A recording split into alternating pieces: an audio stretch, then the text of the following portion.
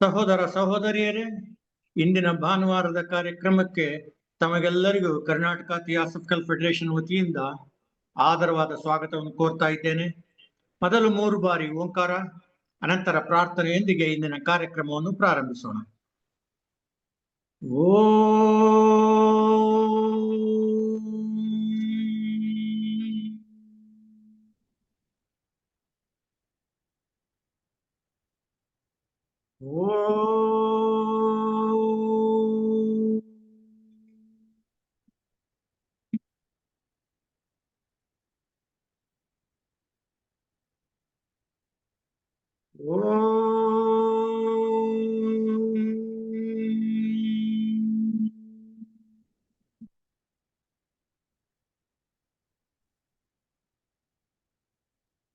ಪ್ರತಿ ಅಣುವಿನಲ್ಲಿಯೂ ಚಲಿಸುತ್ತಿರುವ ಗುಪ್ತ ಚೇತನವೇ, ಪ್ರತಿ ಪ್ರಾಣಿಯಲ್ಲಿಯೂ ಬೆಳಗುತ್ತಿರುವ ಗುಪ್ತ ಜ್ಯೋತಿಯೇ, ಎಲ್ಲವನ್ನೂ ಒಂದನ್ನಾಗಿ ಸೇರಿಸಿರುವ ಗುಪ್ತ ಪ್ರೇಮವೇ, ನಿನ್ನೊಡನೆ ಒಂದಾಗಿಹನೆಂದು ತಿಳಿದಿರುವ ಪ್ರತಿಯೊಬ್ಬನು ಆ ಕಾರಣದಿಂದಲೇ ಇತರರೊಂದಿಗೂ ತನ್ನ ಐಕ್ಯತೆಯನ್ನರಿಯಲಿ. ಸಹೋದರ ಸಹೋದರಿಯರೇ, ಮತ್ತೊಮ್ಮೆ ತಮಗೆಲ್ಲರಿಗೂ ಆದರವಾದ ಸ್ವಾಗತವನ್ನು ಕೋರ್ತಾ ಇದ್ದೇನೆ. ಇಂದಿನ ಆನ್ಲೈನ್ ಉಪನ್ಯಾಸ ಮಾಡಲು ನಮ್ಮ ರಾಷ್ಟ್ರೀಯ ಉಪನ್ಯಾಸಕರಾದ ಸೋದರ ಡಾಕ್ಟರ್ ಎಲ್ ನಾಗೇಶ್ ರವರು ಉಪನ್ಯಾಸ ಮಾಡಲು ನಮಗೆ ಒಪ್ಪಿಕೊಂಡಿರುವುದು ನಮಗೆಲ್ಲ ಸಂತೋಷದ ವಿಷಯ. ಅವರು ನಮಗೆ ನಿಮ್ಗೆಲ್ಲ ತುಂಬಾ ಚಿರಪರಿಚಿತರು. ವೃತ್ತಿಯಲ್ಲಿ ದಂತ ವೈದ್ಯರಾಗಿ ಹಲವಾರು ಕಾಲೇಜುಗಳಲ್ಲಿ ಡೀನ್ ಆಗಿ ಪ್ರೊಫೆಸರ್ ಆಗಿ ಸೇವೆ ಸಲ್ಲಿಸಿ ಈಗಲೂ ಕೆಲವು ಸಂಶೋಧನೆಗಳಲ್ಲಿ ತೊಡಗಿಸಿಕೊಂಡಿದ್ದಾರೆ. ಅವರು ವಿಜ್ಞಾನದೊಂದಿಗೆ ಥಿಯಾಸಫಿಯನ್ನು ಸಮನ್ವಯ ಮಾಡಿ ಉಪನ್ಯಾಸ ಮಾಡುತ್ತಿದ್ದಾಗ ನಮಗೆ ಕೆಲವೊಂದು ಸಾರಿ ಹೀಗೂ ಉಂಟೆ ಎನಿಸುವುದು. ಅವರ ಉಪನ್ಯಾಸದಲ್ಲಿ ಅವರ ವಿಷಯ ಪ್ರಜ್ಞೆ ಜೊತೆಗೆ ವಿಷಯ ಪ್ರತಿಪಾದನೆಯ ಸಾಮರ್ಥ್ಯ, ಅಖಂಡತ್ವದ ಪರಿಚಯ, ವಿಶ್ಲೇಷಣೆಯ ಸಾಮರ್ಥ್ಯ, ಸಂದರ್ಭಕ್ಕೆ ಅನುಸಾರವಾಗಿ ಹೋಲಿಸಬಹುದಾದ ಸಿದ್ಧಾಂತಗಳನ್ನು ಮತ್ತು ವ್ಯಕ್ತಿತ್ವಗಳನ್ನು ಅವರ ಉಪನ್ಯಾಸಗಳಲ್ಲಿ ನೋಡಬಹುದು. ಅವರ ಉಪನ್ಯಾಸದ ಶೈಲಿ, ಬಳಸುವ ಭಾಷೆ, ಅವೆಲ್ಲವನ್ನು ನಮ್ಮ ಮುಂದೆ ತೆರೆದಿಡುವ ಪರಿ ಎಂತಹ ಕಠಿಣ ವಿಷಯಗಳನ್ನಾದರೂ ನಮಗೆ ನಾಟುವಂತೆ ಹೇಳುವ ಕಲೆ ಅವರದು.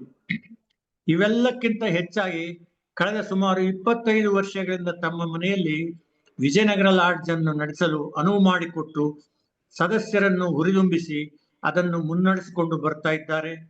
ತಮ್ಮ ತನು, ಮನ, ಧನ ಎಲ್ಲವನ್ನು ಥಿಯಾಸಫಿ ಸೇವೆಯಲ್ಲಿ ತೊಡಗಿಸಿಕೊಂಡು ನಮಗೆಲ್ಲ ಮಾದರಿಯಾಗಿದ್ದಾರೆ ಎಂದರೆ ತಪ್ಪಾಗಲಾರದು. ಈಗ ಡಾಕ್ಟರ್ ನಾಗೇಶ್ ಅವರನ್ನು ನಿಮ್ಮೆಲ್ಲರ ಪರವಾಗಿ ಹೃತ್ಪೂರ್ವಕವಾದ ಸ್ವಾಗತವನ್ನು ಕೋರಿಬಿಟ್ಟು ಉಪನ್ಯಾಸ ಮಾಡಲು ಕೇಳ್ಕೊಳ್ತಾ ಇದ್ದೇನೆ.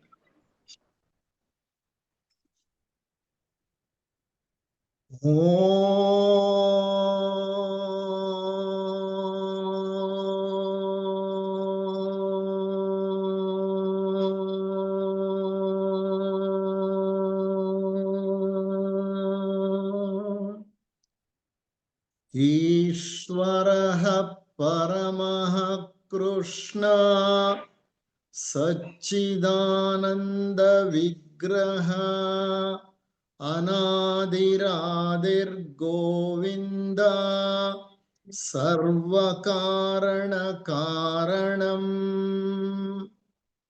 ಎಲ್ಲಾ ಕಾರಣಗಳಿಗೂ ಮೂಲ ಕಾರಣಕರ್ತನಾದ ಪರಮಾತ್ಮನಿಗೆ ನಮಸ್ಕರಿಸುತ್ತಾ, ಎಲ್ಲ ಜೀವನ್ಮುಕ್ತ ಋಷಿಗಳ ಪಾದಗಳಿಗೆ ಪ್ರಣಾಮಗಳನ್ನು ಸಲ್ಲಿಸುತ್ತಾ, ಎಲ್ಲರ ಅಂತರಂಗಗಳಲ್ಲಿ ಅಂತರ್ಯಾಮಿಯಾಗಿ ನೆಲೆಸಿರುವ ದಿವ್ಯ ಚೈತನ್ಯಕ್ಕೆ ವಂದಿಸುತ್ತಾ, ಸೋದರ ಸೋದರಿಯರೇ, ಆತ್ಮೀಯರೇ, ಇಂದು ಜೆ ಕೃಷ್ಣಮೂರ್ತಿ ಅವರಿಗೆ ಸಂಬಂಧಿಸಿದಂತೆ ಒಂದು ಆನ್ಲೈನ್ ಉಪನ್ಯಾಸವನ್ನ ನೀಡಲು ನನಗೆ ಆಹ್ವಾನವನ್ನು ಕೊಟ್ಟಂತಹ ಕರ್ನಾಟಕ ಥಿಯೋಸಾಫಿಕಲ್ ಫೆಡರೇಷನ್ನ ಎಲ್ಲ ಪದಾಧಿಕಾರಿಗಳಿಗೂ ಮತ್ತು ಈ ಕಾರ್ಯಕ್ರಮದ ರೂವಾರಿಯಾಗಿರುವಂತಹ ಹಿರಿಯ ಸೋದರ ಮಹದೇವಪ್ಪನವರಿಗೂ, ಶ್ರೋತೃ ವರ್ಗಕ್ಕೂ ನನ್ನ ಅನಂತಾನಂತ ನಮನಗಳು ಮತ್ತು ಧನ್ಯವಾದಗಳು. ಇದು 3ನೆಯ ಉಪನ್ಯಾಸ. ಜಿಡ್ಡು ಕೃಷ್ಣಮೂರ್ತಿಗಳಿಗೆ ಸಂಬಂಧಿಸಿದಂತೆ ಅವರ ಕೊನೆಯ ಕೆಲವು ಉಪನ್ಯಾಸಗಳ ಸಾರಾಂಶವನ್ನ ನಿಮಗೆ ತಿಳಿಸ್ತಾ ಇದ್ದೇನೆ. ಇದೊಂದು ಸರಣಿ ಉಪನ್ಯಾಸ. ಈ ಸರಣಿ ಉಪನ್ಯಾಸದಲ್ಲಿ ಇದು 3ನೆಯ ಉಪನ್ಯಾಸ ಅಂತ ನನಗನ್ಸುತ್ತೆ. ಕಳೆದ 2 ಉಪನ್ಯಾಸಗಳಲ್ಲಿ ಜಿಡ್ಡು ಕೃಷ್ಣಮೂರ್ತಿಯವರು ಕೊನೆಯ ಬಾರಿ ಭಾರತಕ್ಕೆ ಭೇಟಿ ನೀಡಿದ್ದು, ಆ ಭೇಟಿ ನೀಡಿದಾಗ ನಡೆದಂತಹ ಕೆಲವು ಪ್ರಸಂಗಗಳನ್ನ ನಿಮ್ಮೊಡನೆ ಹಂಚಿಕೊಳ್ತಾ ಇದ್ದೆ. ಜಿಡ್ಡು ಕೃಷ್ಣಮೂರ್ತಿಗಳು ಕೊನೆಯ ಬಾರಿ ಭಾರತಕ್ಕೆ ಬಂದದ್ದು ಅಕ್ಟೋಬರ್ 25ನೆಯ ತಾರೀಕು 1985ನೆಯ ಇಸವಿ.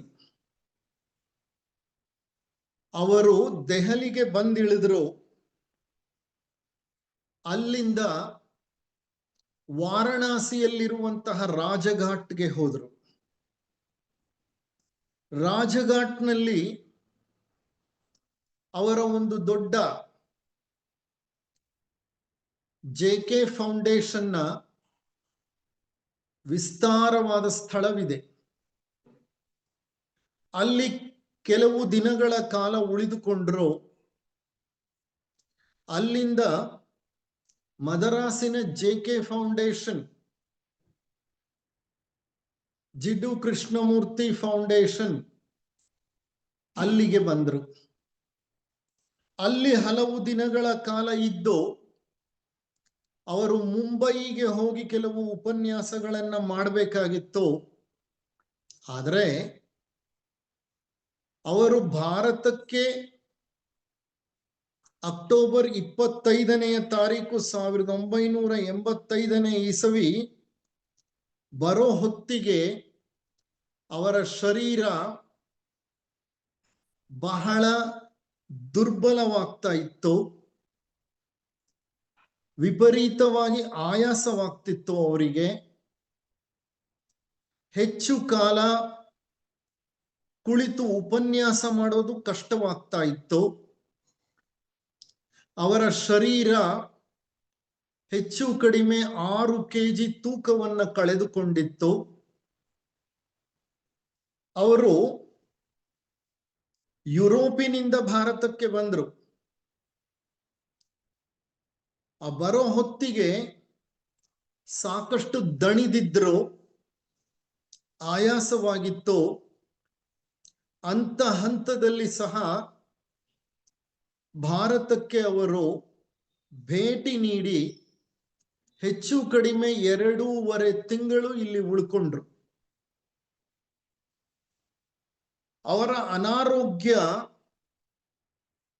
ಅವರನ್ನ ಎಷ್ಟೇ ಕಾಡಿಸಿದ್ರು ಅವರಿಗೆ ಉಪನ್ಯಾಸಗಳನ್ನ ನೀಡುವ ಒಂದು ಸ್ಫೂರ್ತಿಯಾಗಲಿ ಹುಮ್ಮಸ್ಸಾಗಲಿ ಕಡಿಮೆಯಾಗಿರಲಿಲ್ಲ.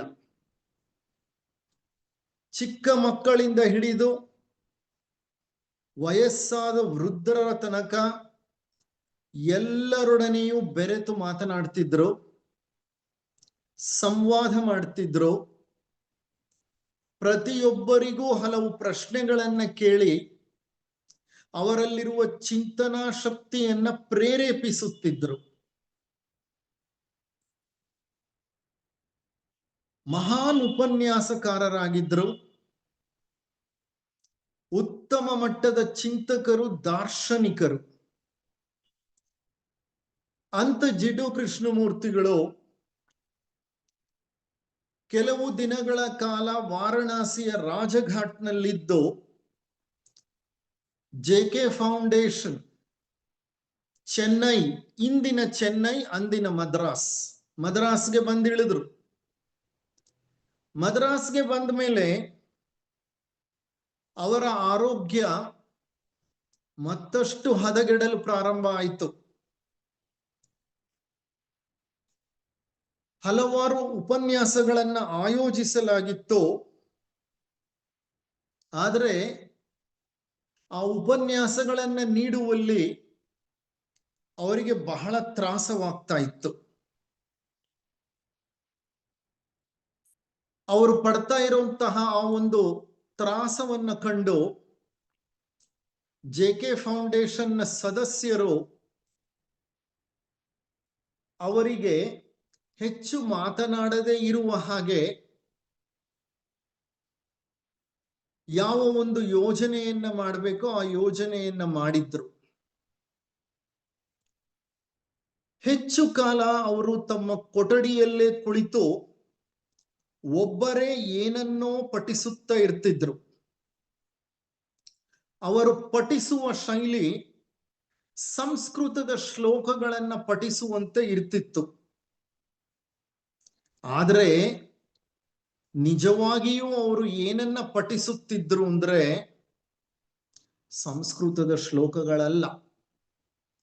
ಅವರು ಆಲ್ಫರ್ಡ್ ಲಾರ್ಡ್ ಟೆನಿಸನ್ ಎಂಬ ಪ್ರಖ್ಯಾತ ಆಂಗ್ಲ ಕವಿಯ ಒಂದು ಕವಿತೆಯನ್ನ ಗುನುಗುಣಿಸುತ್ತಿದ್ರು.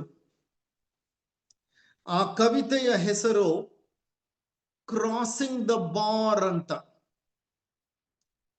ಈ ಕ್ರಾಸಿಂಗ್ ದ ಬಾರ್ ಅನ್ನುವಂತಹ ಕವಿತೆ ಟೆನಿಸನ್ ರಚಿಸಿದಂತಹ ಕೊನೆಯ ಅಥವಾ ಅಂತಿಮ ಕವಿತೆ. ಆ ಕವಿತೆ ಬಹಳ ಸುಂದರವಾದಂತಹ ಒಂದು ಕವಿತೆ. ಅದರಲ್ಲಿ ಒಬ್ಬ ವ್ಯಕ್ತಿ ತನ್ನ ಅಂತಿಮ ಸಂದೇಶವನ್ನ ನೀಡ್ತಿರ್ತಾನೆ. ಆ ಕವನದಲ್ಲಿ ಕವಿ ಮೃತ್ಯುವನ್ನ ಕುರಿತು ಬರೀತಾನೆ. ಆ ಮೃತ್ಯು ಹೇಗಿರಬೇಕು ಅಂತ ಆಶಿಸುತ್ತಾನೆ. ಅದು ಹೇಗಿರಬೇಕು ಅಂದ್ರೆ ಕವಿಯ ಪ್ರಕಾರ ಒಂದು ಸಮುದ್ರದ ತೀರದಿಂದ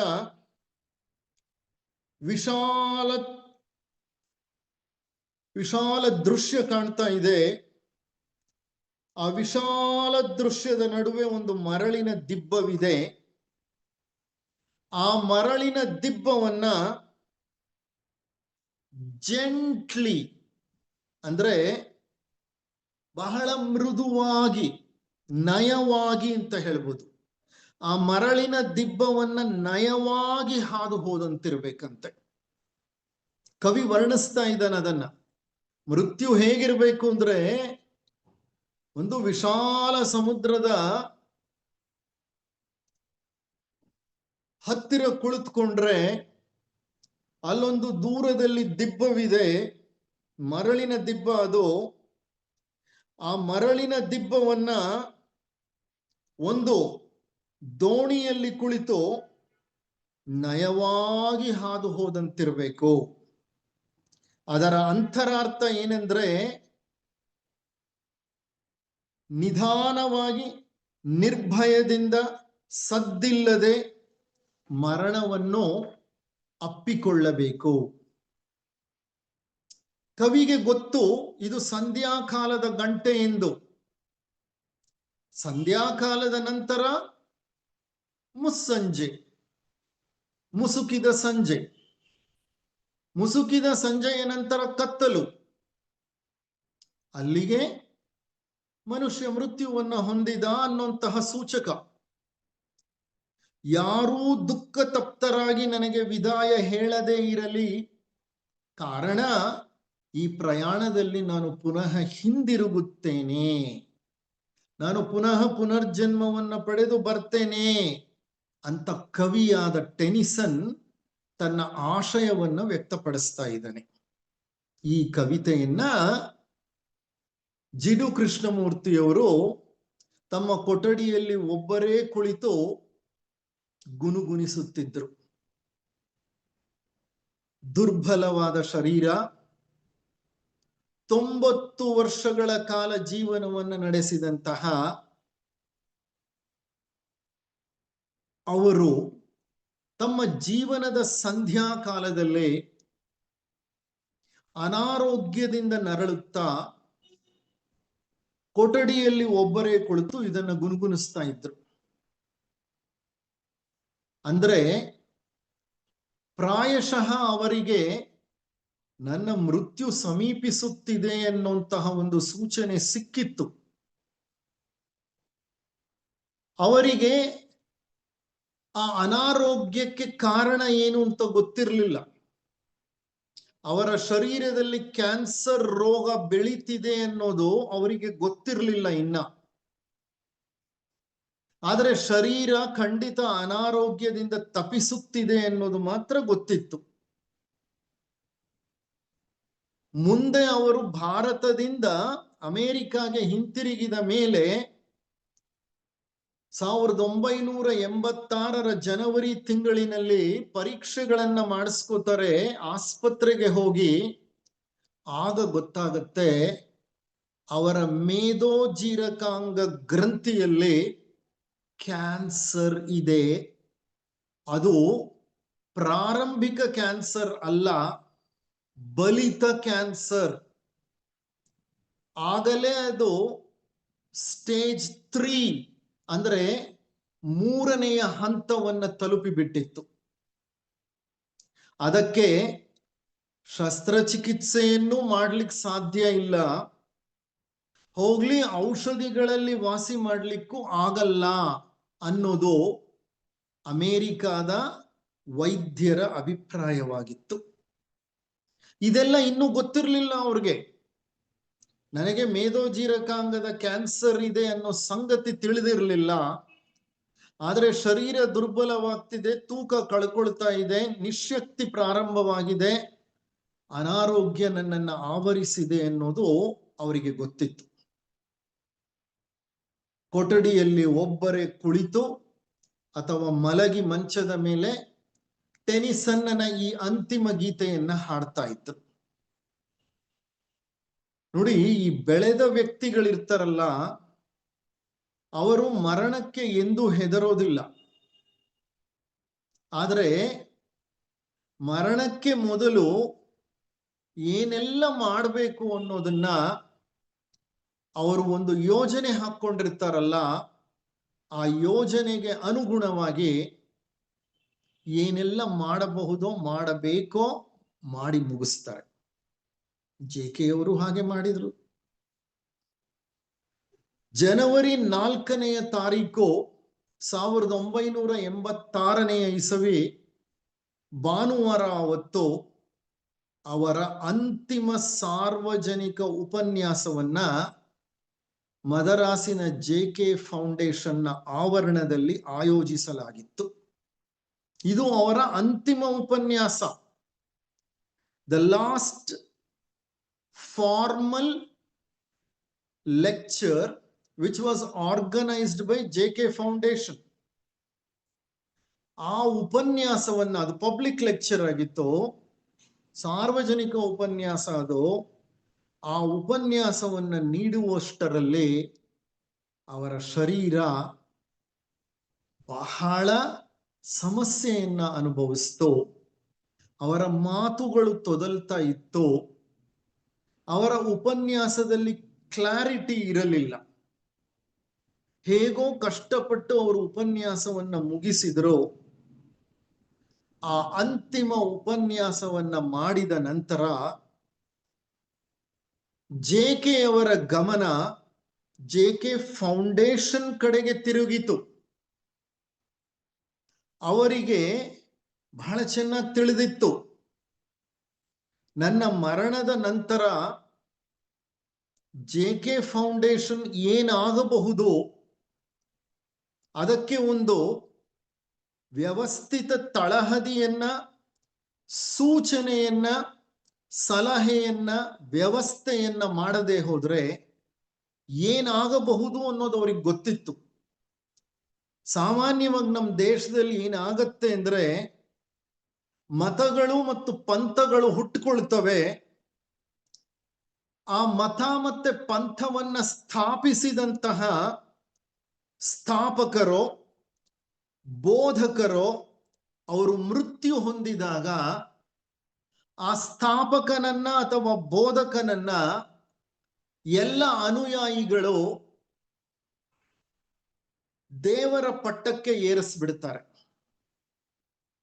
ಯಾರ ಸಂಸ್ಥೆಯನ್ನ ಪ್ರಾರಂಭ ಮಾಡಿದ್ರೋ ಅವರು ಮೃತ್ಯು ಹೊಂದಿದ ನಂತರ ದೇವರಾಗ್ಬಿಡ್ತಾರೆ. ಅವರನ್ನ ದೇವರ ಪಟ್ಟಕ್ಕೆ ಏರಿಸುತ್ತಾರೆ. ಅವರು ನೀಡಿದ ಬೋಧನೆಗಳನ್ನ ತಿರುಚಿ ಬಿಡ್ತಾರೆ. ಆ ನಂತರ ಪಟ್ಟಕ್ಕೋಸ್ಕರ ಹೋರಾಟ ಪ್ರಾರಂಭವಾಗತ್ತೆ ಮತ್ತು ಆ ಸಂಸ್ಥೆ ಪ್ರಾರಂಭವಾದಂತ ಉದ್ದೇಶ ಒಂದೇನಿದೆ, ಆ ಉದ್ದೇಶವೇ ವಿಫಲವಾಗಿ ಹೋಗುತ್ತೆ. ಎಷ್ಟೋ ಮಠಗಳು, ಆಶ್ರಮಗಳು, ಅಧ್ಯಾತ್ಮ ಸಂಸ್ಥೆಗಳು, ಸಾಂಸ್ಕೃತಿಕ ಸಂಘಗಳು ಹೀಗೆ ಆಗಿರೋದು. ಸ್ಥಾಪಕರು ಒಂದು ಉನ್ನತವಾದ ಗುರಿಯನ್ನ, ಉದ್ದೇಶವನ್ನ ಹೊಂದಿ ಪ್ರಾರಂಭ ಮಾಡ್ತಾರೆ.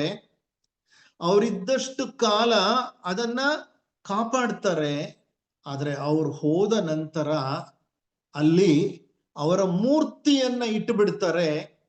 ಪ್ರತಿನಿತ್ಯ ಗಂಧದ ಕಡ್ಡಿಯನ್ನ ಹಚ್ಚಿ ಹೂವಿನ ಹಾರನ ಹಾಕ್ಬಿಡ್ತಾರೆ. ಆದ್ರೆ ಅವ್ರು ಯಾವ ಉದ್ದೇಶಕ್ಕೆ ಪ್ರಾರಂಭ ಮಾಡಿದ್ರು ಅದನ್ನ ಸಂಸ್ಥೆ ಮರ್ತು ಹೋಗುತ್ತೆ. ಮುಂದೆ ಎಷ್ಟೋ ಸಂದರ್ಭಗಳಲ್ಲಿ ಅದು ಹಣವನ್ನ ಸಂಪಾದಿಸುವ ವಾಣಿಜ್ಯ ಕೇಂದ್ರಗಳಾಗ್ಬಿಡುತ್ತೆ. ಜಿಡ್ಡು ಕೃಷ್ಣಮೂರ್ತಿ ಅವರಿಗೆ ಇದೆಲ್ಲ ನೋಡಿದ್ರು ಅವರು. ಅವ್ರಿಗೆ ಗೊತ್ತಿತ್ತು ಈ ಹಂತದಲ್ಲಿ ನಾನು JK ಫೌಂಡೇಶನ್ನ ಒಂದು ತಳಹದಿಯನ್ನ ಭದ್ರಪಡಿಸ್ಬೇಕು, ಅದಕ್ಕೆ ಸೂಕ್ತ ಸೂಚನೆಗಳನ್ನ ನೀಡಬೇಕು ಅಂತ. ಅವರಿಗೆ ಈ ಸಂಸ್ಥೆಯ ಮೇಲೆ ಅಪಾರ ಕಾಳಜಿ ಇತ್ತು. ಯಾವ ಸಂಸ್ಥೆ ಮೇಲೆ? JK ಫೌಂಡೇಶನ್ ಮೇಲೆ ಅಪಾರ ಕಾಳಜಿ ಇತ್ತು. ಕಾರಣ JK ಫೌಂಡೇಶನ್ ಪ್ರಾರಂಭವಾದದ್ದೇ ಒಂದು ಮಹಾನ್ ಉದ್ದೇಶಕ್ಕೋಸ್ಕರ. ಆದರೆ ಇಲ್ಲೊಂದು ಪ್ರಶ್ನೆ ಬರುತ್ತೆ ನಮಗೆ. ನೋಡಿ, JK ಫೌಂಡೇಶನ್ ಸಹ ಒಂದು ಸಂಸ್ಥೆಯೇ. ಥಿಯೋಸಾಫಿಕಲ್ ಸೊಸೈಟಿ ಹೇಗೆ ಒಂದು ಅಂತಾರಾಷ್ಟ್ರೀಯ ಸಂಸ್ಥೆಯೋ, JK ಫೌಂಡೇಶನ್ ಸಹ ಅಂತಾರಾಷ್ಟ್ರೀಯ ಸಂಸ್ಥೆ. ಅದಕ್ಕೆ ನಮ್ಮ ದೇಶದಲ್ಲಿ ಹಲವಾರು ಶಾಖೆಗಳಿದ್ರು, ಬೇರೆ ಕೆಲವು ದೇಶಗಳಲ್ಲೂ ಶಾಖೆಗಳಿತ್ತು. JK ಅವರು ಥಿಯೋಸಾಫಿಕಲ್ ಸೊಸೈಟಿಯನ್ನ ತ್ಯಜಿಸಿ ಹೊರಗೆ ಹೋಗುವಾಗ ಅವರೇನ್ ಹೇಳಿದ್ರು? ವ್ಯವಸ್ಥಿತ ಸಂಸ್ಥೆಯನ್ನ ಅವರು ನಿರಾಕರಿಸಿದ್ರು. ಏನ್ ಹೇಳಿದ್ರು ಅಂತಂದ್ರೆ, ಸತ್ಯ ಅನ್ನೋದು ಪಥವೇ ಇಲ್ಲದ ತಾಣ. ಆ ಸತ್ಯವನ್ನ ತಲುಪಲಿಕ್ಕೆ ವ್ಯವಸ್ಥಿತ ಸಂಘವಾಗಲಿ, ಸಂಸ್ಥೆಯಾಗಲಿ, ವ್ಯವಸ್ಥಿತ ಮತವಾಗಲಿ, ಗುರುವಾಗಲಿ, ಬೋಧಕನಾಗಲಿ ಅನವಶ್ಯಕ.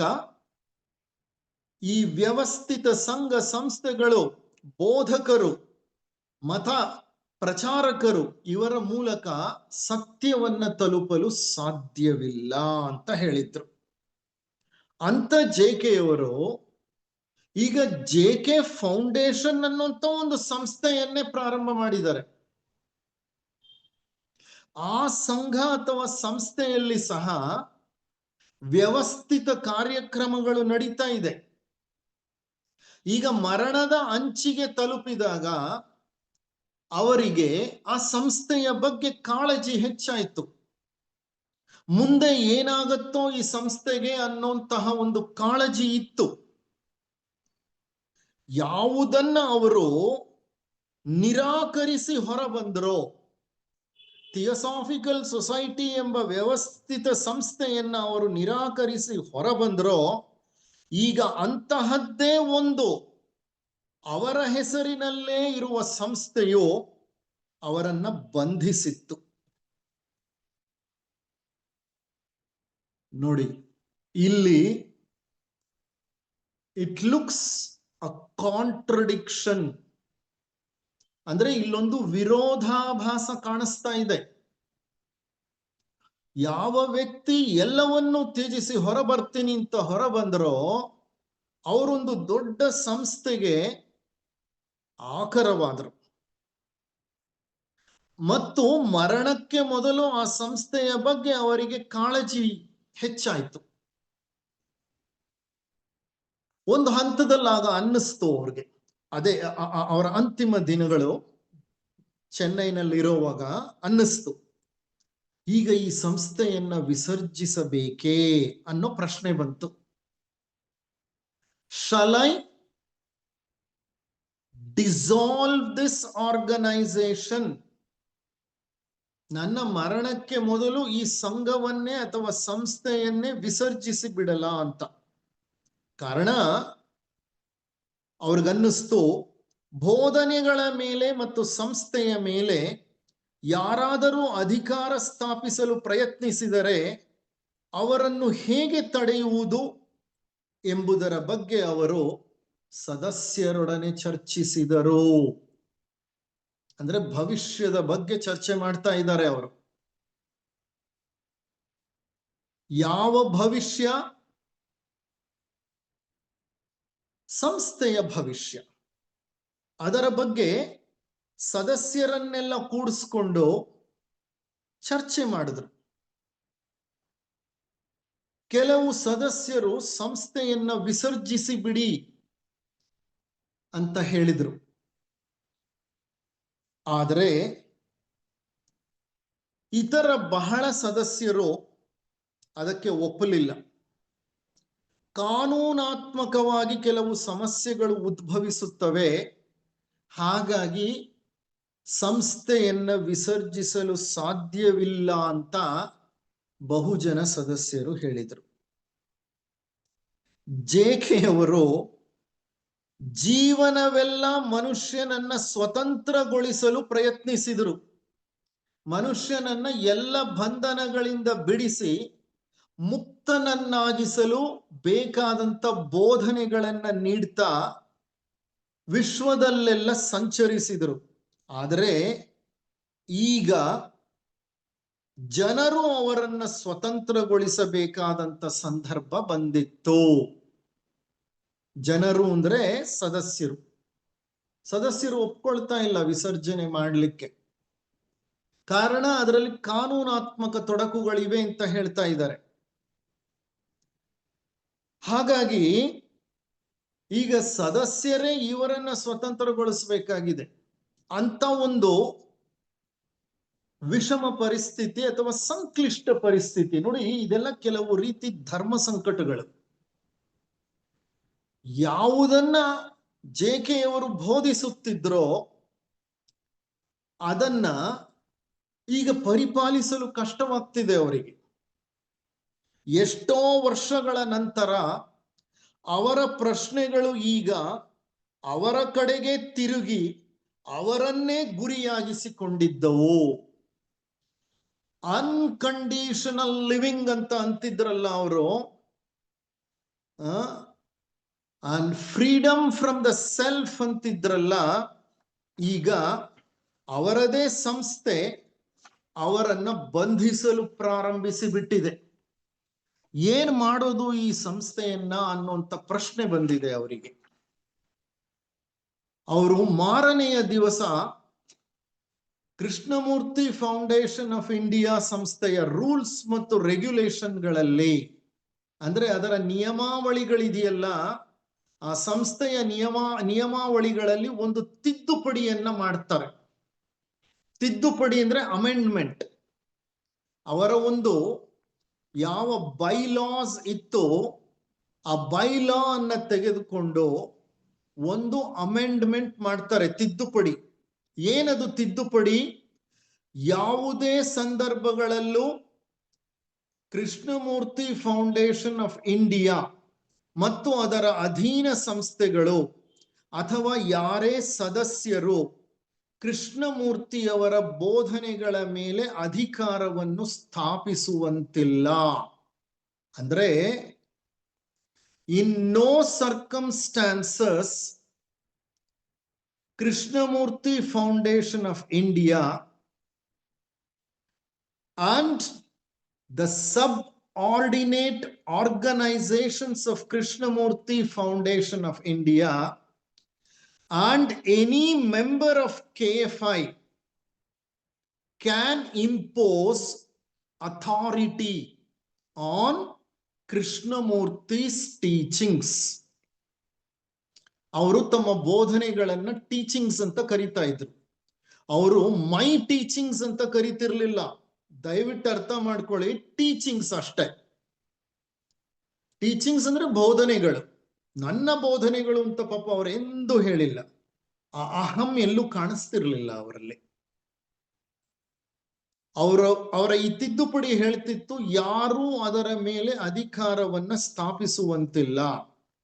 ಇದು ಕೃಷ್ಣಮೂರ್ತಿಯವರ ಘೋಷಣೆಯ ಪ್ರಕಾರ ಯಾರೇ ಆಗಲಿ ಎಲ್ಲೇ ಇರಲಿ ಅವರು ಬೋಧನೆಗಳ ಮೇಲಾಗಲಿ ಕೃಷ್ಣಮೂರ್ತಿಯವರ ಮೇಲಾಗಲಿ ಅಧಿಕಾರವನ್ನ ಸ್ಥಾಪಿಸಲು ಸಾಧ್ಯವಾಗದಂತಹ ಒಂದು ತಿದ್ದುಪಡಿಯಾಗಿತ್ತು.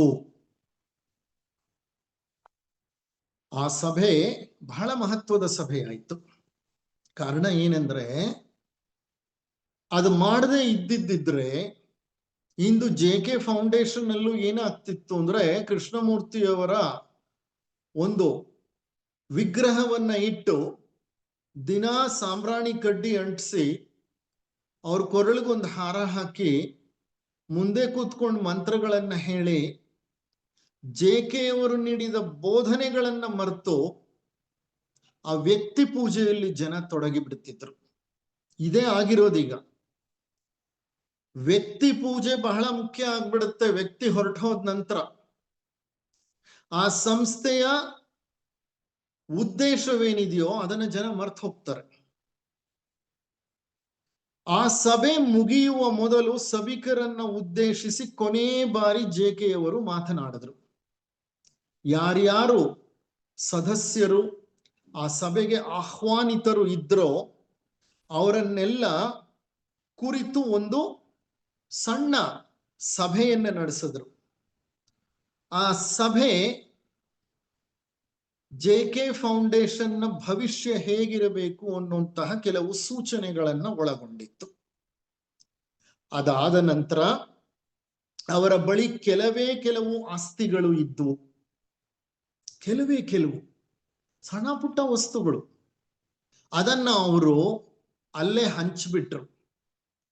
ಕೆಲವು ಬಟ್ಟೆಗಳು, 2 ಕಪಾಟುಗಳು ಅಂದ್ರೆ ಅಲ್ಮೇರಾಗಳು, ಅದನ್ನ ಬೆಸೆಂಟರು ಅವರಿಗೆ ಮತ್ತು ಅವರ ಸಹೋದರರಾದ ನಿತ್ಯಾನಂದರಿಗೆ ಕೊಟ್ಟಿದ್ರು.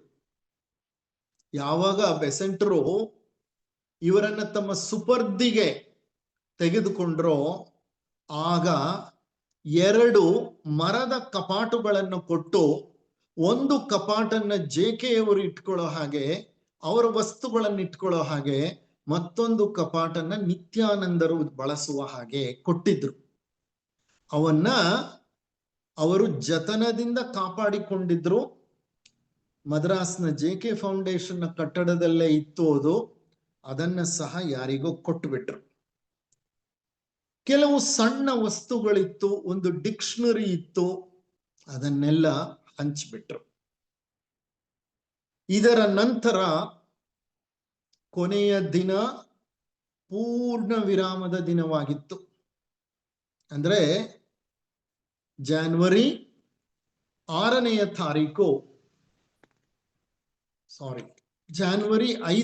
ತಾರೀಕು ಅವರು ಪೂರ್ಣ ವಿರಾಮದ ದಿನವಾಗಿತ್ತು ಅವರಿಗೆ. ಯಾಕಂದ್ರೆ ಆ ನಂತರ ಅವರು ಮಾರನೆಯ ದಿವಸ ಹಿಂತಿರುಗಿ ಹೋಗ್ಬೇಕಾಗಿತ್ತು ವಿಮಾನದಲ್ಲಿ. ಪೆಸಿಫಿಕ್ ಸಾಗರದ ಮೇಲೆ ಅಮೆರಿಕಾದ ಕ್ಯಾಲಿಫೋರ್ನಿಯಾದಲ್ಲಿರುವಂತಹ ಒಹಾಯ್ ಕಣಿವೆಗೆ ಹೋಗ್ಬೇಕಾಗಿತ್ತು. ಅಲ್ಲಿ JK ಫೌಂಡೇಶನ್ ಇದೆ. ಕೃಷ್ಣಮೂರ್ತಿ ಇಷ್ಟೆಲ್ಲ ಆದ್ಮೇಲೆ ತಮ್ಮ ಕೊಠಡಿಯನ್ನ ಸೇರಿಕೊಂಡ್ರು. ಅವರ ಜೊತೆ ಪಂಡಿತ ಉಪಾಧ್ಯಾಯರಿದ್ರು. ಈ ಪಂಡಿತ ಉಪಾಧ್ಯಾಯರು JK ಅವರು ಮಂಚದ ಮೇಲೆ ಮಲಗಿಕೊಂಡ್ರು. ಬುದ್ಧರ ಕೊನೆಯ ಕ್ಷಣಗಳ ಕಥೆಯನ್ನ JK ಅವರ ಮುಂದೆ ಪಠಿಸಲು ಪ್ರಾರಂಭಿಸಿದರು. ಯಾರು? ಪಂಡಿತ ಉಪಾಧ್ಯಾಯರು ಜೆಕೆಯವರು ಮಂಚದ ಮೇಲೆ ಮಲಗಿಕೊಂಡ್ರೆ ಬುದ್ಧರ ಕೊನೆಯ ಕ್ಷಣಗಳನ್ನ ಪಠಿಸಲು ಪ್ರಾರಂಭ ಮಾಡಿದ್ರು. ಬುದ್ಧ ದೇವ ಕುಶಿನಗರದ ಹೊರವಲಯದಲ್ಲಿ ಸಾಲ ವೃಕ್ಷಗಳ ನಡುವೆ ಮಲಗಿದ್ದಾರೆ, ಅನಾರೋಗ್ಯಕ್ಕೆ ಈಡಾಗಿದ್ದಾರೆ. ಶಿಷ್ಯರು ಅವರ ಸುತ್ತಲೂ ನೆರೆದಿದ್ದಾರೆ.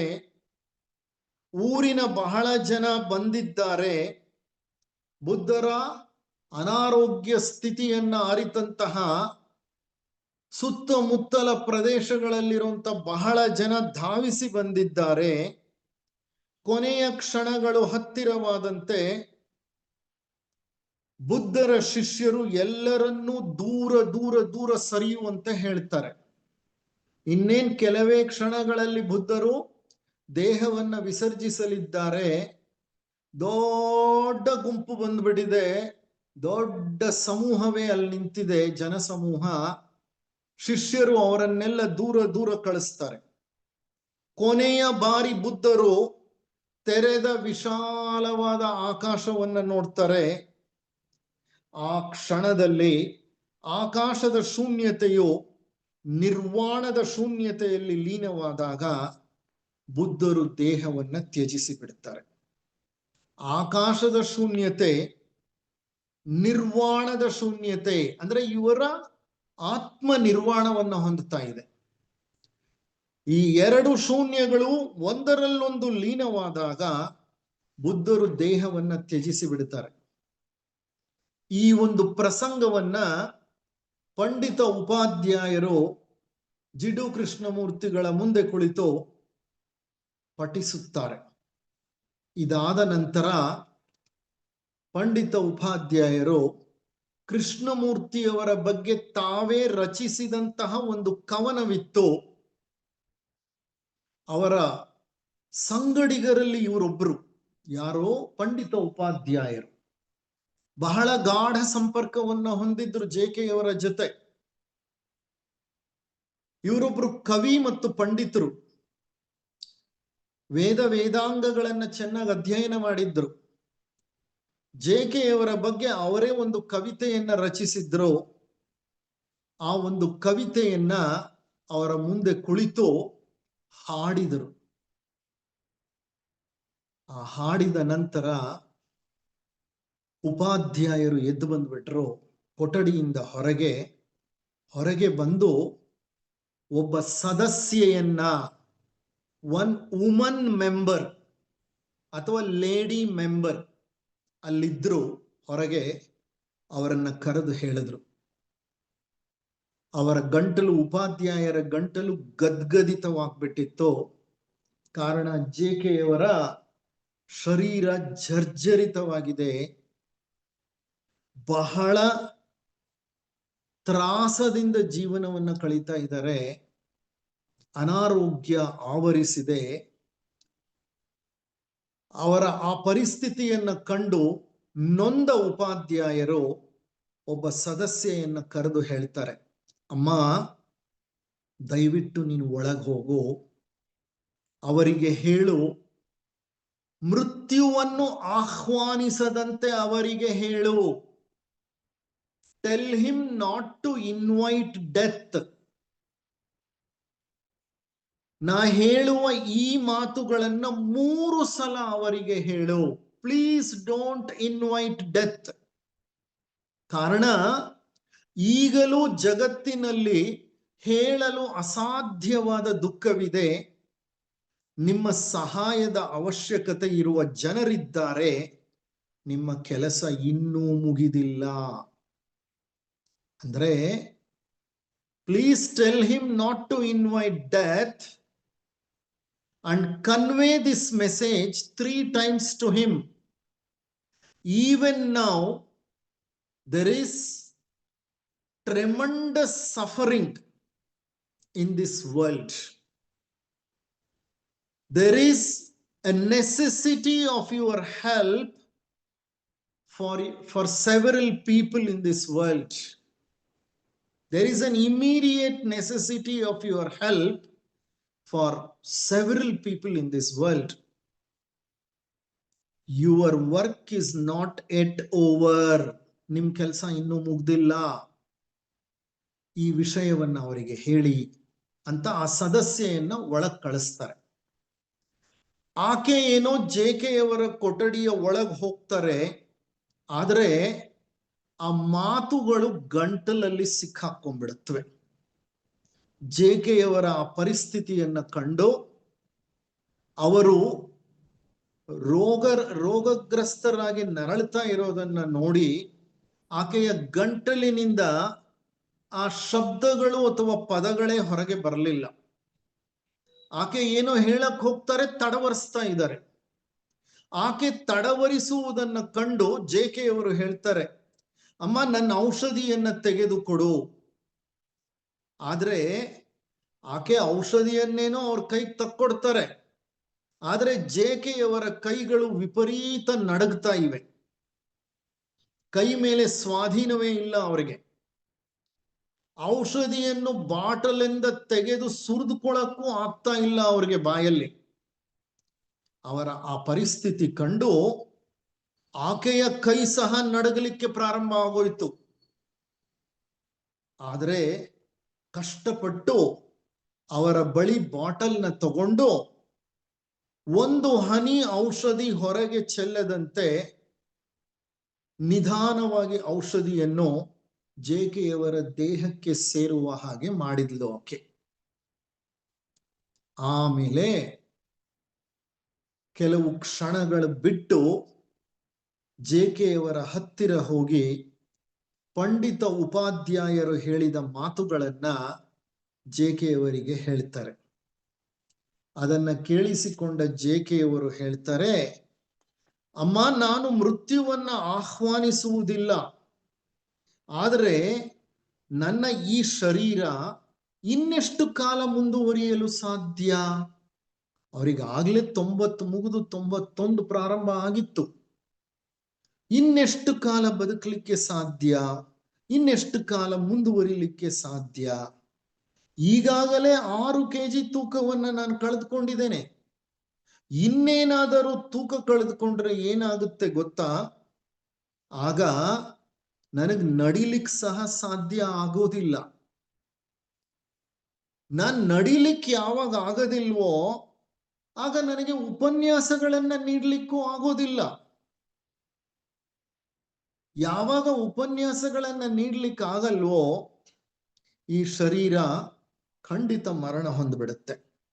ಏಕಂದ್ರೆ ಈ ಶರೀರದ ಉದ್ದೇಶವೇ ಉಪನ್ಯಾಸ ನೀಡುವುದು. The very purpose of this body is to deliver lectures. ನಾ ಬಂದಿರೋದೇ ಈ ಭೂಮಿಗೆ ಉಪನ್ಯಾಸಗಳನ್ನ ನೀಡಿ ಜನರ ಪ್ರಜ್ಞೆಯನ್ನ ಮೇಲೇರಿಸುವ ಒಂದು ಉದ್ದೇಶದಿಂದ. ಯಾವಾಗ ಆ ಉದ್ದೇಶವನ್ನ ಈ ಶರೀರ ಈಡೇರಿಸಲಿಕ್ಕೆ ಸಾಧ್ಯವಾಗಲ್ವೋ ಆಗ ಖಂಡಿತ ಈ ಶರೀರ ತಂತಾನೆ ಮರಣವನ್ನ ಹೊಂದ್ಬಿಡುತ್ತೆ ಅಂತ ಹೇಳ್ತಾರೆ ಅವರು. ಅಂದ್ರೆ ಜೆಕೆಯವರ ಆರೋಗ್ಯ ಅಷ್ಟು ಕ್ಷೀಣಿಸಿತ್ತು. ಆ ದಿವಸ ಜೆಕೆಯವರನ್ನ ಕಾಣಲು ಬಹಳಷ್ಟು ಜನ ಬಂದಿದ್ರು. ದೊಡ್ಡ ಜನ ಸಮೂಹವೇ ಬಂದ್ಬಿಟ್ಟಿತ್ತು ಜೆಕೆ ಫೌಂಡೇಶನ್ಗೆ. ಯಾಕೆ ಅಂದ್ರೆ ಜೆಕೆಯವರು ಪುನಃ ಭಾರತಕ್ಕೆ ಬರದೇ ಇರಬಹುದು, ಬರಲು ಸಾಧ್ಯವಾಗದೇ ಇರಬಹುದು ಅನ್ನೋ ವಿಷಯ ಬಾಯಿಂದ ಬಾಯಿಗೆ ಹರಡ್ಬಿಟ್ಟಿತ್ತು. ಮೌತ್ ಟು ಮೌತ್ ಪ್ರಾಪಗ್ಯಾಂಡಾ ಅಂತೀವಲ್ಲ, ಆ ಮೌತ್ ಟು ಮೌತ್ ಪ್ರಾಪಗ್ಯಾಂಡಾ ಆಗ್ಬಿಟ್ಟಿತ್ತು. ಇನ್ನ ಈ ಮಹಾ ವ್ಯಕ್ತಿ ಪುನಃ ಭಾರತಕ್ಕೆ ಬರುವಂತಹ ಭರವಸೆ ಬಹಳ ಕಡಿಮೆ ಇದೆ ಅಂತ ಅರ್ಥ ಮಾಡ್ಕೊಂಡ ಜನ ಎಲ್ಲ ಅವರನ್ನ ಕಾಣಲು ಬಂದ್ಬಿಟ್ಟಿದ್ರು. ಬಹಳ ದೂರದಿಂದ ಎಲ್ಲ ಬಂದಿದ್ರು ಜನ. ಆ ದಿವಸ ಸಾಯಂಕಾಲ ಸಂಜೆ ಸೂರ್ಯಾಸ್ತದ ಸಮಯ ಜೆಕೆಯವರು ತಮ್ಮ ಕೊನೆಯ ನಡಿಗೆ ಅಂದ್ರೆ the last walk in India, the last evening walk in India ಕೊನೆಯ ಬಾರಿ ನಡೆದುಕೊಂಡು ಅಡಿಯಾರ್ ಬೀಚ್ ನ ಕಡೆಗೆ ಹೊರಟರು. ಅಡಿಯಾರ್ ಅವರ ಜೀವನದಲ್ಲಿ ಅಪಾರ ಪ್ರಭಾವವನ್ನ ಬೀರಿದಂತ ಸ್ಥಳ. ಅವರನ್ನ ಲೆಡ್ ಬೀಟರ್ ಅವರು ಮೊದಲು ಅಡಿಯಾರ್ ಬೀಚ್ ನಲ್ಲಿ ಅವರನ್ನ ಕಂಡು ಕರೆದುಕೊಂಡು ಬಂದು ಪೆಸೆಂಟರ ಸುಪರ್ದಿಗೆ ಬಿಟ್ಟದ್ದು.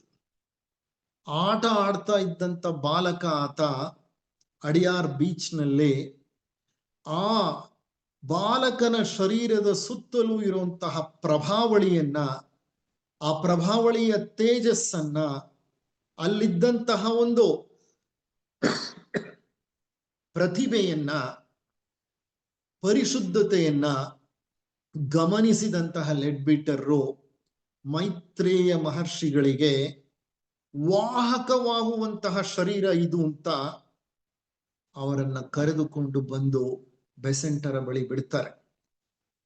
So JK as an innocent boy was a precious find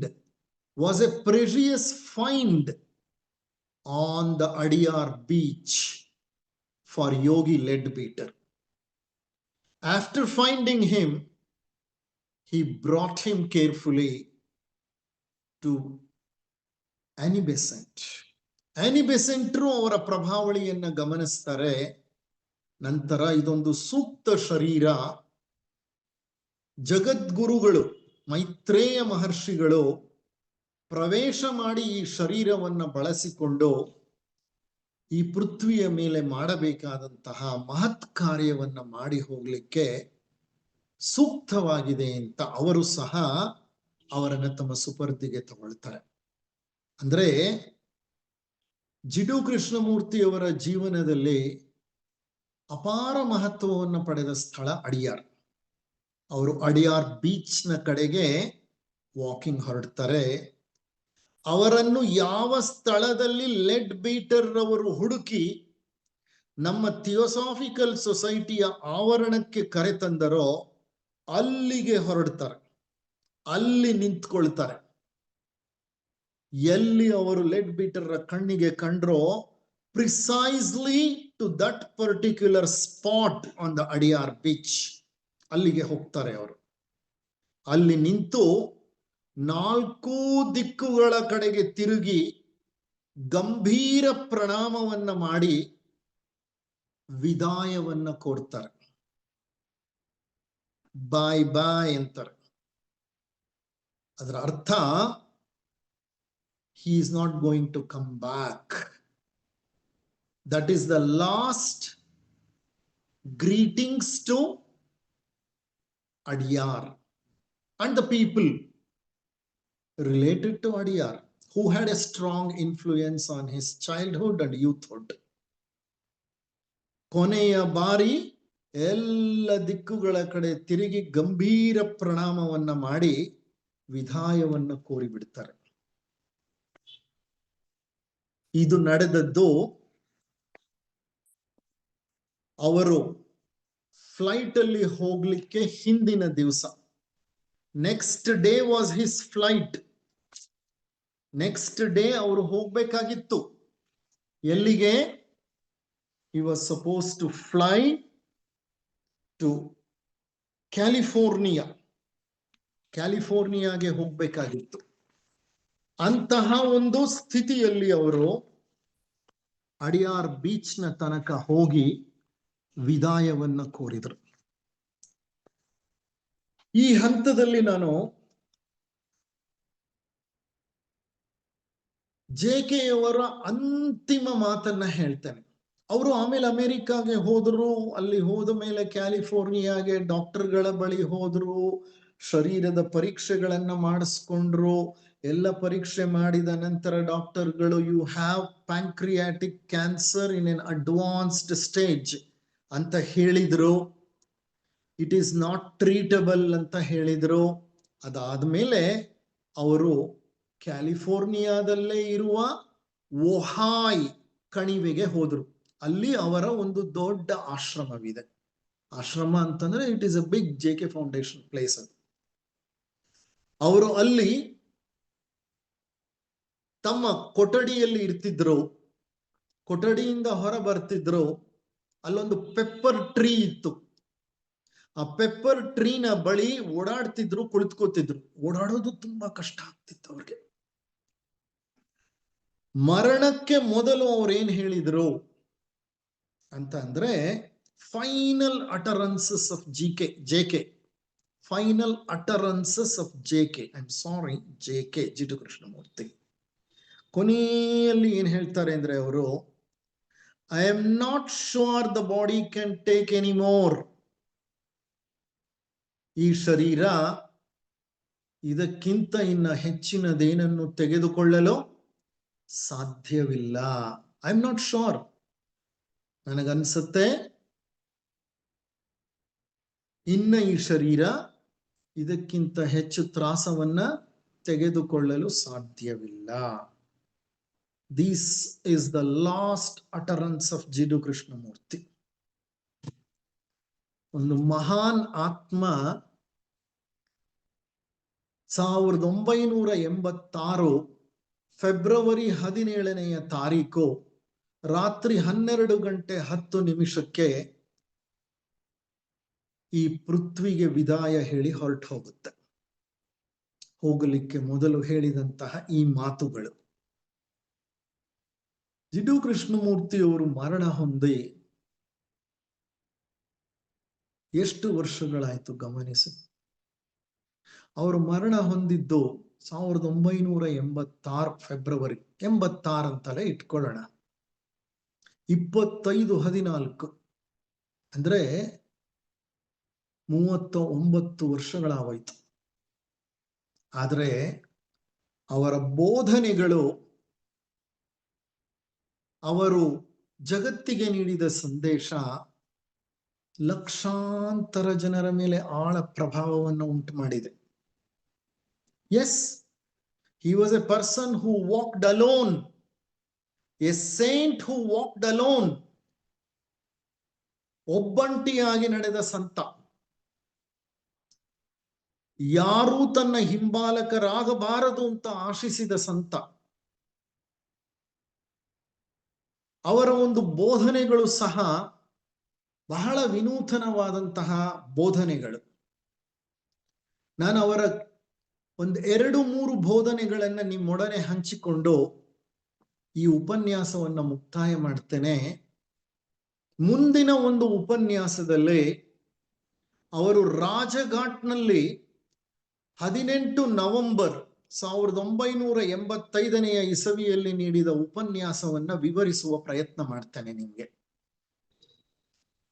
ಅವರ ಒಂದು 3-4 ಅತಿ ಮುಖ್ಯವಾದಂತಹ ಉಪದೇಶಗಳಿವೆ. ಅದರಲ್ಲಿ ಒಂದು ಏನಂದ್ರೆ, nobody can teach you about yourself except yourself. So you have to be the guru and the disciple yourself and learn from yourself. Wonderful. ಅವರು ಜನರನ್ನ ಎಲ್ಲ ರೀತಿಯ ಅವಲಂಬನೆಗಳಿಂದ ಬಿಡಿಸುವ ಪ್ರಯತ್ನ ಮಾಡಿದ್ರು. ಯಾರೋ ದೇವರಿದ್ದಾರೆ, ಆತ ಬಂದು ನನ್ನನ್ನ ಕಾಪಾಡ್ತಾನೆ, ನನಗೆ ದಿಕ್ಕು ತೋರಿಸ್ತಾನೆ. ಯಾರೋ ಗುರುಗಳಿದ್ದಾರೆ, ನನ್ನ ಕೈ ಹಿಡಿದು ಮುಂದೆ ನಡೆಸ್ತಾರೆ. ಯಾರೋ ಸಂತರಿದ್ದಾರೆ, ಅವರು ನನಗೆ ಸಾಧನಾ ಮಾರ್ಗವನ್ನ ತಿಳಿಸಿ ಜ್ಞಾನೋದಯವನ್ನ ಉಂಟು ಮಾಡಿಬಿಡ್ತಾರೆ. ಇದೆಲ್ಲ ತಪ್ಪು.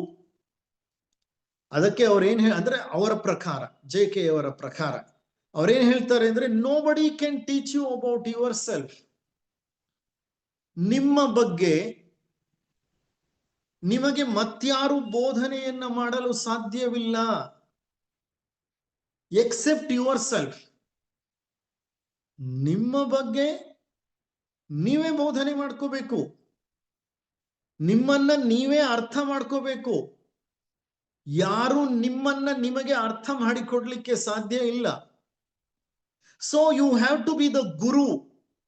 ಆದ್ರಿಂದ ನಿಮಗೆ ನೀವೇ ಗುರು. ಅಂಡ್ ದ ಡಿಸೈಪಲ್, ನಿಮಗೆ ನೀವೇ ಶಿಷ್ಯ. ಅಂದ್ರೆ ಗುರುವು ನೀನೇ, ಶಿಷ್ಯನೂ ನೀನೆ.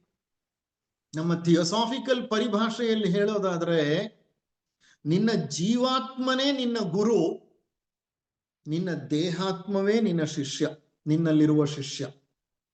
ನಿನ್ನ ಜೀವಾತ್ಮವೇ ನಿನ್ನ ಒಳಗಿರುವ ಗುರು ಆದರೆ ನಿನ್ನ ದೇಹಾತ್ಮವೇ ನಿನ್ನ ಒಳಗಿರುವ ಶಿಷ್ಯ. ನಿನ್ನ ದೇಹಾತ್ಮ ಜೀವಾತ್ಮವನ್ನ ಅರ್ಥ ಮಾಡ್ಕೋಬೇಕು. ಅವರು ದೇಹಾತ್ಮ ಜೀವಾತ್ಮ ಇದನ್ನೆಲ್ಲ ಬಳಸ್ತಿರ್ಲಿಲ್ಲ. ಅವರು ಬಹಳ ಸರಳವಾಗಿ ಹೇಳ್ಬಿಟ್ಟಿದ್ದಾರೆ. ನಾನು ಥಿಯಾಸಫಿ ಪರಿಭಾಷೆಯಲ್ಲಿ ನಿಮಗೆ ಹೇಳ್ತಿದ್ದೇನೆ, ನೀವೇ ಗುರು ನೀವೇ ಶಿಷ್ಯ. ಇದನ್ನೇ ಡಿ ವಿ ಗುಂಡಪ್ಪನವ್ರು ತಮ್ಮ ಒಂದು ಕಗ್ಗದಲ್ಲಿ ಬರೀತಾರೆ, ಗುರುವಾರು ನಿನಗಹರು ನೀನೊಬ್ಬ ತಬ್ಬಲಿಗ, ಸಿಕ್ಕಿದ ಕೆಳೆದೆಂಜಲನು ಉಂಡು ಮುಂದೆ ನಡೆ, ನಿನಗೆ ನೀನೇ ಗುರುವೋ ಮಂಕುತಿಮ್ಮ. ಅಪ್ಪ ನಿನಗ್ ನೀನೇ ಗುರು ಅಂತಾರೆ ಡಿ ವಿ ಗುಂಡಪ್ಪನವರು. ಅರಿವೇ ಗುರು. ಆ ಅರಿವಿನ ಬೆಳಕಿನಲ್ಲಿ ನಮ್ಮನ್ನ ನಾವು ಪರಿಶೀಲಿಸಿಕೊಂಡ್ರೆ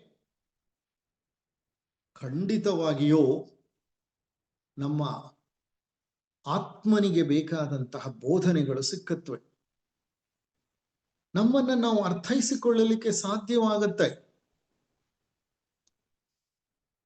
what a wonderful teacher he was. ಎಲ್ಲ ರೀತಿಯ ಅವಲಂಬನೆಗಳಿಂದ ಆಶ್ರಯಗಳಿಂದ ನಮ್ಮನ್ನ ಬಿಡಿಸಿ ನಮ್ಮ ಮೇಲೆ ನಾವು ಅವಲಂಬಿಸುವಂತೆ, ನಮ್ಮನ್ನೇ ನಾವು ಆಶ್ರಯಿಸುವಂತೆ ಮಾಡಿದಂತಹ ಕೆಲವು ಬೋಧಕರಲ್ಲಿ ಜಿಡ್ಡು ಕೃಷ್ಣಮೂರ್ತಿಯವರು ಒಬ್ಬರು. ಮತ್ತೆಲ್ಲರನ್ನು ಕಂಡು ನೀವು ಅವರ ಸಿದ್ಧಾಂತಗಳನ್ನ ಗಮನಿಸಿದ್ದೆ ಆದ್ರೆ ಗೊತ್ತಾಗತ್ತೆ, ಅವರು ಅವಲಂಬನೆಯನ್ನ ಪೋಷಿಸ್ತಾರೆ. ಆದ್ರೆ ಇವರು ಅವಲಂಬನೆಯಿಂದ ಬಿಡಿಸುವಂತಹ ಪ್ರಯತ್ನವನ್ನ ಮಾಡ್ತಾರೆ.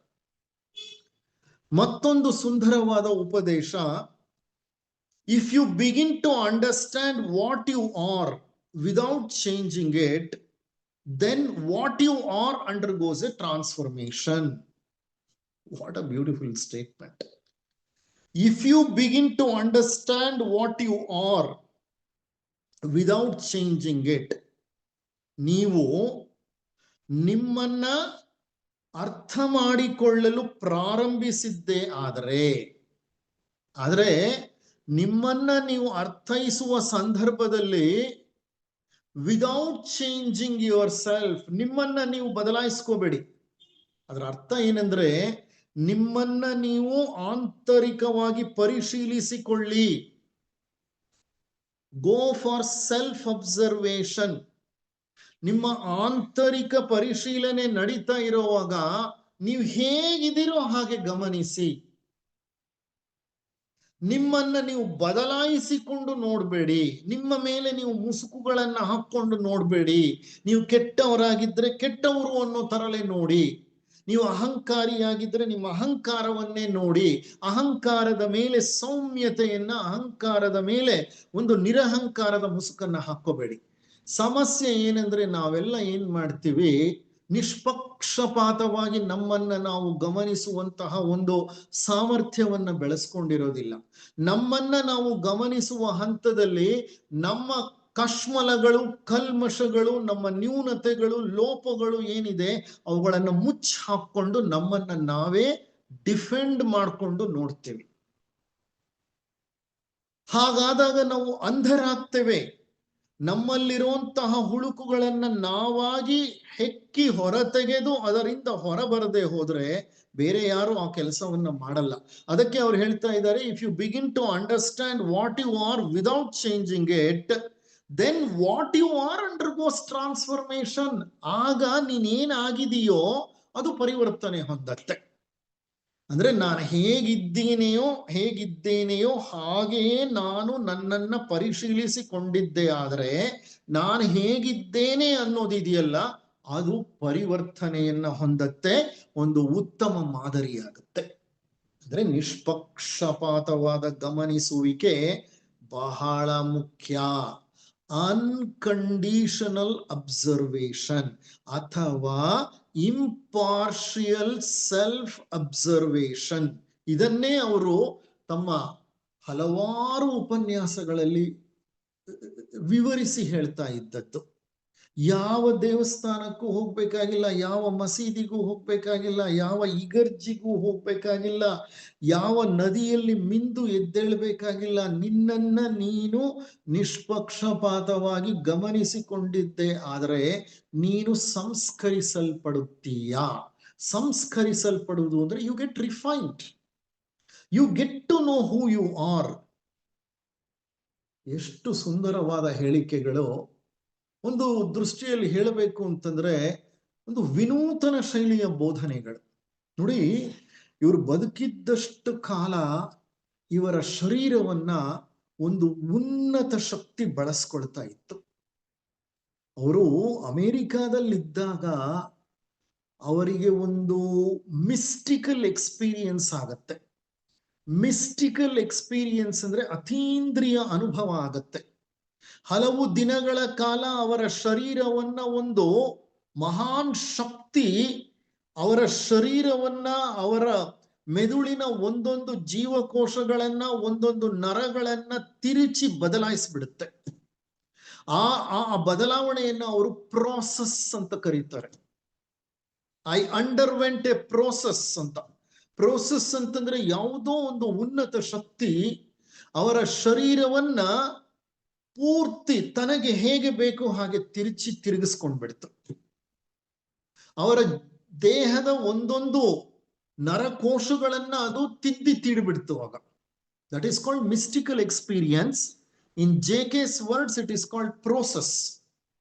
ನಂತರ ಆ ಎಲ್ಲ ಬದಲಾವಣೆಗಳನ್ನ ಇವರ ಶರೀರದಲ್ಲಿ ಮಾಡಿದ ನಂತರ ಯಾವುದೋ ಒಂದು ಉನ್ನತ ಶಕ್ತಿ ಇವರ ಶರೀರವನ್ನ ಅವರು ಬದುಕಿದ್ದಷ್ಟು ಕಾಲ ಬಳಸ್ಕೊಳ್ತಂತೆ. ಅವರೇ ಹೇಳ್ತಾರೆ ಒಂದು ಕಡೆ, N immense energy and intelligence went through this body. He called it as otherness. An immense energy, ಒಂದು ಅಮಿತ ಶಕ್ತಿ, ಅಂಡ್ ಇಂಟೆಲಿಜೆನ್ಸ್ ಅಂದ್ರೆ ಒಂದು ಅತ್ಯಂತ ಉನ್ನತ ಬೌದ್ಧಿಕ ಶಕ್ತಿ ಅವರ ಶರೀರದ ಮುಖಾಂತರ ಕೆಲಸ ಮಾಡ್ತಿತ್ತು. He called it as otherness.